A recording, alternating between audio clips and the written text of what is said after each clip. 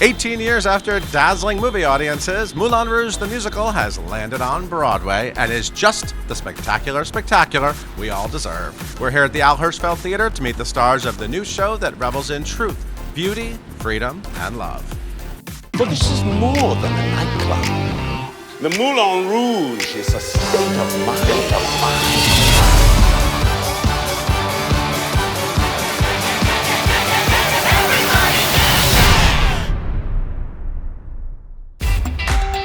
Hey guys, look, they made a musical out of Moulin Rouge and you're the stars. What? What's happening? Look what they did in here, you guys. How did they do this? When you're in this theater, it's such a otherworldly experience. It is. When you just walk in the theater, it is unlike anything you've ever seen before. It's exciting being here, and then there's a good show too. Who knew? Or at least I've heard it's fantastic. From day one, did you imagine this? From the very first meetings, we were like, let's make the envelope the club. The movie doesn't start there, but the theatrical experience has to. Making a big, bold decision like that from the beginning was really sort of liberating for the rest of the artistic process. When you say Moulin Rouge, what you want it to be, I feel like the team have literally given you that and more, so that's fun. Are you numb to all this fabulousness yet?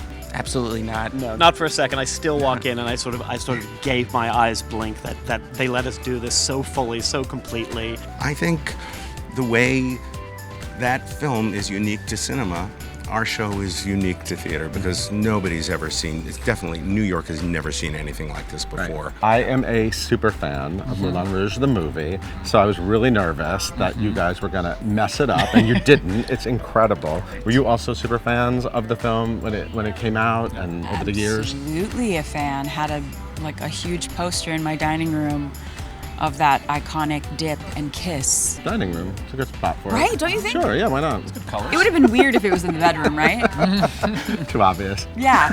When I first saw the film, it blew my mind because this conceit, of how pop music was being used, and suddenly lyrics I thought I knew, I was hearing for the first time again. We wanted audiences coming to the theater in 2019 to have that same experience, and so we felt excited and obligated to update the score with music from the intervening 18 years. But not only that, we actually have Hoagy Carmichael, so we go even further back, so we're bouncing between periods as well. I'm an old soul, and so I wasn't just interested in the idea of putting newer music in. I really wanted to expand the timeline of the show's catalog, and it spans over a century of popular music. It's such an excessive piece of art to be able to dance to all of this music.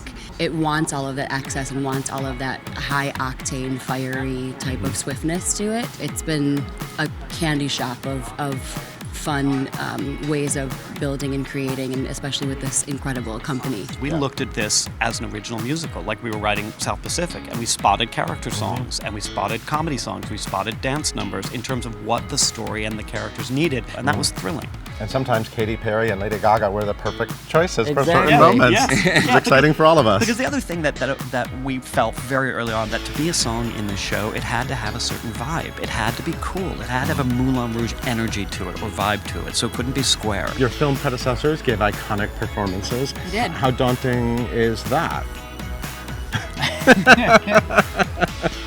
It's always a challenge, but it's always a gift as well, because there's something that's come before that you want to cherish and take care of, but at the same time you want to make it your own. And I think luckily for us, the script is subtly different enough where we were able to just kind of look at it as its own piece, instead of just trying to do exactly what the movie did. I could look at it as daunting or just a lovely challenge. Yeah, we'll just look at it the other way. Yeah. Yeah, the positive side. Like, Right. oh my God, we get to play Satine Like, and Christian. we get to do it. Somehow we get to do What? that. So, yeah. You come down in the swing and Come everything. on. It's crazy. It's crazy. What is my life? What about this story of Christian and Satine do you think people really respond to? Because at the end of the day, it's a romance. It is. That's basically the heart of our show. Yeah. It's a very beautiful love story. Two people you would never see together in a way, and then they come together in unlikely circumstances, and their love is so pure, it transcends time, and that's basically at the heart of our show. And then all this crazy fun on top of it. It's a story about love and about daring greatly and about pursuing passion above all obstacles. Chris and Satine, they're like a jewel, and the show, you just turn them in different facets of what love is. It can be foolish, it can be headstrong, it can be bitter, it can be angry, it can be all those things. So in 2 hours, the audience gets to experience that couple going through every kind of love, and I find that very fulfilling. It's exhausting by the end of the show for me because I'm so emotional about it. What are the audiences like? I mean, they walk into this theater with a lot crazy. of expectations. Yeah, they lose their minds. It's from the first moment they walk in through the doors. And everyone, along with everyone on the stage, is shot out of a literal cannon.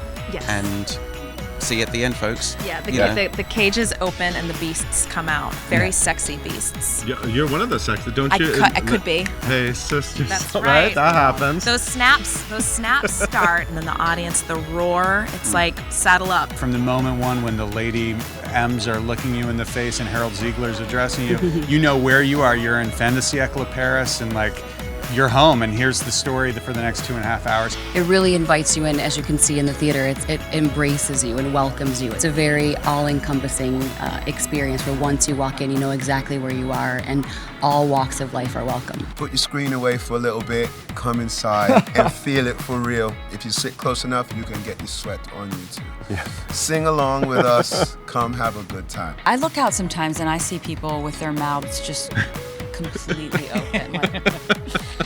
And I think that's kind of fantastic. And then by the end, they're weeping and they jump up in their seats. Yeah. Oh, is it sad? It's a little sad. No. Hopefully they take the ride, and I think they do, based on the screaming fans and screaming during the show. Wow. And sometimes we've had a couple of, standing ovations in the middle of the show. We welcome that. Yeah, absolutely. It's fine. Yes, live your best life, have your best reaction at Moulin Rouge. At Moulin Rouge. On Broadway. Yeah.